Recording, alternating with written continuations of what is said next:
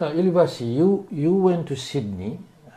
You were at Morris Brothers High School here in Flagstaff and got the opportunity to go to Sydney, and then your career began there. Of course, then eventually playing in Super Rugby and then for the Wallabies. You have been through Fiji Rugby also as player after returning as well, and then coaching the Flying Fijians in the 2007 World Cup. What made you decide that Fiji needs a Rugby Players Association? It's a very good question. For me, having grown up in an era where rugby was an amateur sport, it didn't turn professional until after '95 World Cup. '96 the game turned professional. For me, actually growing up in an amateur environment and having to see what was done in those times in development and in support systems, and then coming into a professional environment where contracts were laid out, where roles and responsibility, work ethics. Was very new, and how best I could do. It was lucky because then there were mentors, there were support systems in place to actually understand what was I getting myself into, and then from there, in a professional environment and the support systems they have, because here you've been contracted, you're demanded of a certain jobs and outcomes needed. And then moving from Australia to a professional environment after the Rugby World Cup in '95, I went to Japan as well. I spent 4 years there, and having to have a look at how developed they are, because they were far more ahead. They were professionals then at that time. And then coming back to Fiji to have a look and to play in the '99 World Cup, to see the difference in there as we were still amateur playing a game that is totally moved to a professional environment, and how best we make ourselves to be.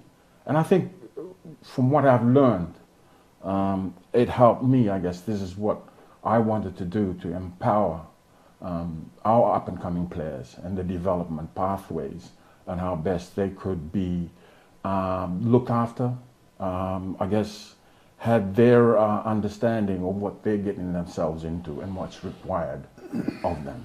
I think that is what I wanted to give back for what the game has given me. The game itself has given me a lot. I've seen the world. I've been to all continents. I made friends for life. And as they say, one thing about rugby that, there is a beer in the bed wherever you go. And it has shaped who I am, and I've made a lot of friends for life. And this is what I want to give back: the experience, the exposure to the young generation, and how rugby could be used to empower our young people. Looking back at your own career, what challenges do you wish players had protection or support for in your time? I guess for us, in our time, was more of an education of where we were heading to. All of a sudden, straight after the World Cup in '95, there were the challenges of, the charter group was going to take over World Rugby, and how we're going to negotiate for a global game. And we ourselves, everything was just, it was told to us, and they said, listen, this is what you're going to get. And then eventually they do come in slots of payments. But here is a contract, this is what you're going to do, this is what's going to happen, this is where you're going to move to, and how best that we could know. And now we've got to assign a lawyer or a mentor. And those are the things I wish, we were educated and empowered early of how the game was evolving, and I guess the professionalism of where we were moving to, that we could be equipped well of how and what to face coming into that environment. Just taking you back a bit, you ended up in Sydney uh, when you were 17, were you playing rugby already in Fiji? I did. I started my rugby here in Mars, so with the juniors, the midgets, the inter. I played a bit of, at that time was they had the Bishop Foley Cup. So I played a couple of senior games here. Then going into Sydney. What was different? Then the game was totally different because it was more organized. It was only 2 days. Here, the games, we come in every day from Monday to Thursday or Monday to Friday, and the game is on Saturday.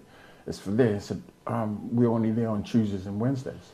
And all the other days were your time with your preparation. But the team preparation had only 2 days. So we had only 2 days, and the game was organized or structured in a way, what to play, how to play, and what to do in zones and in areas.